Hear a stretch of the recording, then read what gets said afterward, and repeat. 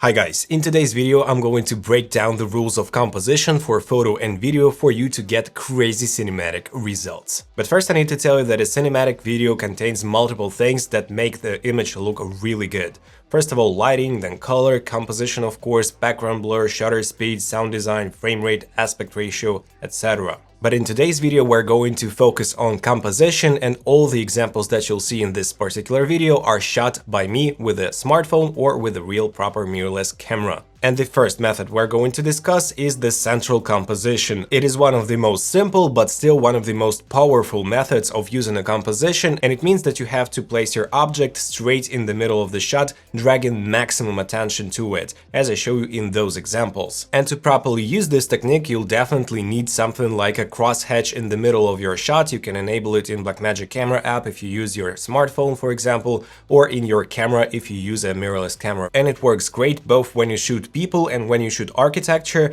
Occasionally I wasn't really on the center of the shot, but more or less it is centered, and if I didn't show you the cross in the middle of the image you wouldn't probably even guess that it's not perfectly centered. But of course you can always edit the picture in post, make it a bit bigger and adjust the angle so you have this central composition. The next technique is one of the most popular, and it is called the rule of thirds. Imagine that you split your image into 9 segments, or you simply draw 2 lines vertically and 2 lines horizontally, and you place the object on the crossing of those lines. It can be the top right part or the bottom left part, and when the object is placed in this part, it drags the attention of the viewer as well, and most importantly, it looks balanced. And in this particular example with my wife, you can see that she's going to the left part of the image, but I did put her into the right part of the image on the crossing of the rule of thirds, the top right part, and we have some space where she goes. And it's a good way of using a rule of thirds when you have some space like in front of the subject that is going towards somewhere.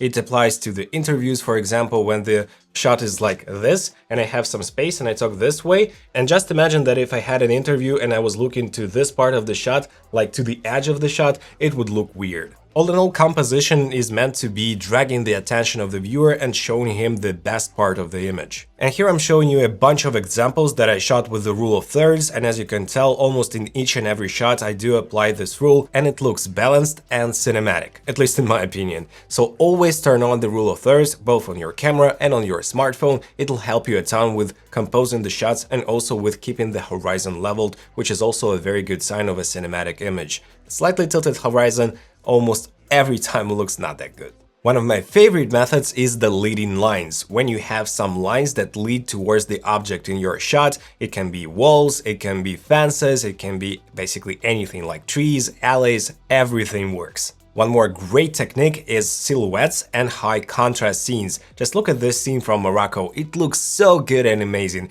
It's one of my favorite shots, and it's shot with the iPhone 13 Pro Max, by the way. Still looks fantastic. Your goal is to place a silhouette of a person or a bird or something else, something recognizable, so your brain immediately understands what it is, in front of the brighter background so you can immediately catch the silhouette. And most of the time you should lower the exposure when you do those kinds of shots and you expose for the sky, for example. So you don't overexpose the sky, you simply make the subject darker and it appears as a silhouette. As you can tell, I'm using this technique quite often in different circumstances like weddings, commercials, landscape videography, etc. And one more tip is to shoot a profile of a person when you are doing a silhouette, because if it is like so and it's dark against the brighter background, you won't actually recognize the person, but when it is like so, so you can see the nose a bit, it's much more cinematic in my opinion. The next technique is framing. When you place an object into the frames, it could be like windows, cars, walls, fences, etc. And it adds a 3-dimensional pop to the image. A lot of feature films are shot this way. For example, Tarkovsky loves to shoot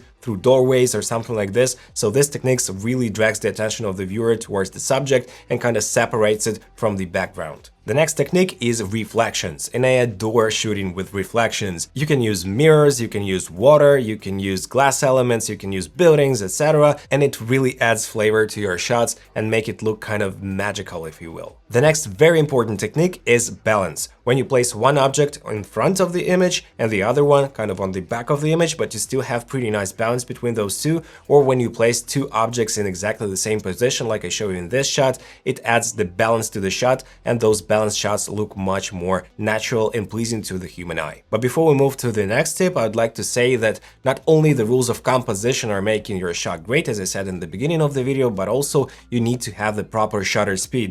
Because even if you have like a super nice image in terms of composition, if you have a very short shutter speed, if you don't use ND filters like this one, Freewell 1 to 5 stops, so if you have your correct shutter speed, like I'm showing you right now, you can see the motion blur of my hand because I'm using the 1/50th of a shutter. So if you use an ND filter, your composition and overall image, overall video will look much better. So keep that in mind and use ND filters. Let's move on, and here we have some simpler tips. The first one is be in saturation. So if you have an object that is more saturated, it stands out in terms of color from the background, it also adds a lot of like taste and fashion to your image, and it's a very nice technique to use if you want your subject to stand out even more. The next obvious tip is, of course, using your focus, especially if you use mirrorless cameras with fast lenses like f1.4, f1.8, and you can focus your image on the subject and you'll have the background being blurred. It is called bokeh, and it also helps focus the attention of the viewer on the subject. The next very interesting technique is using geometrical shapes. As you can tell from those examples, we have triangles, circles, ovals, etc. And our brain really catches those geometrical shapes instantly, and it adds a lot of character. So when I come to the location, I'm always looking for some geometrical shapes to make the image look more interesting. For example, on the top left, we have the image almost split into two halves with triangles, and the guys are standing in the darker part of the triangle, and it makes them pop more because they are more bright, but the background is darker. I'm sure you've heard of the golden rule of composition, so you have kind of a spiral, and as you can tell here we have Mona Lisa. It means that your eyes are going from her hand, for example, towards the edge of the shot on her right, then to her head, and then to her smile. And it makes you look from one place to another, and to another, and kind of keeps you in the image. And this rule is harder to implement, but it is apparent in nature, so even nature shows us how to work with composition. And my final tip for today is fulfilling your shot with the object. It is much easier to achieve with a telephoto lens. If you use something like 70mm, 100, 200mm lens on your mirrorless camera, you'll achieve this kind of result, and nothing is distracting your attention from the subject. And one of the best ways to learn composition is, of course, watching good movies. So if you do it on a daily basis, like in the evening, you watch a good movie and you pay attention to the composition, you'll get much better results. I hope those tips were helpful to you guys, and we'll see you in the next one. Take care.